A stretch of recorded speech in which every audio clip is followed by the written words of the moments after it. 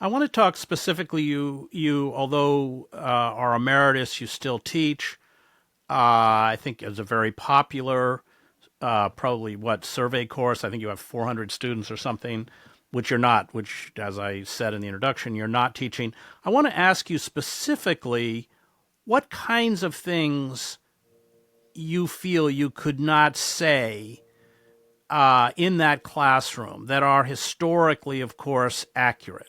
Well, one of the things that the IHRA definition talks about is making certain kinds of comparisons, that these things are verboten, these things are in effect anti-Semitic. It says various other things about Israel. Um, I teach in the course you mentioned, which I will not be teaching this fall, unfortunately. I can't. I decided I couldn't teach it. I teach, for example, about the Armenian genocide. And when you talk about that, you have to compare it to other genocides. The Herero and Nama genocide in Mm-hmm. what was then Southwest Africa, Namibia today. The Armenian genocide itself and its knock-on effects. Obviously, the Holocaust. And I would have had to bring in, or people would have said, well, why are you not talking about what's going on today? I would have had to bring in what is credibly been determined to be a genocide by all kinds of experts in this field. I would have to bring that in. And that would have brought me up potentially on disciplinary charges because Colombia has said that IHRA definition will be a basis for disciplinary proceedings. And this has happened to colleagues of mine, one of whom was brought up after the fall 2023 semester. She teaches about genocide, Holocaust, and so on. She's herself the daughter of two Holocaust survivors. And a student complained about some of the texts she was using and some of the things she was saying and some of the comparisons she was making. And she was dragged before a kangaroo court for the better part of an academic year. And she finally decided she can't teach anymore. She's like me, retired, and was teaching the odd course.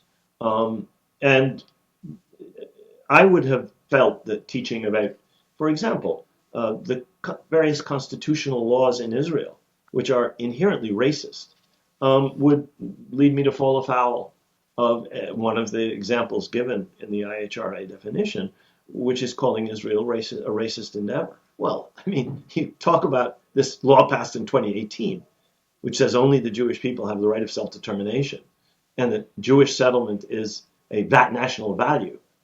Those things are discriminatory and racist on the face of them.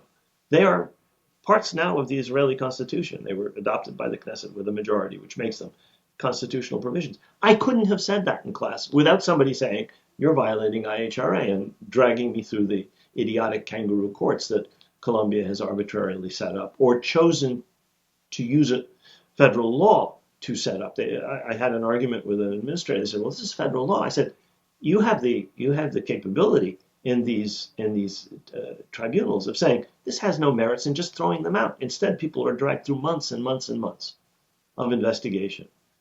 So those are examples, among others, of things that I might not have been able to say. I talk about Wahhabi Islam.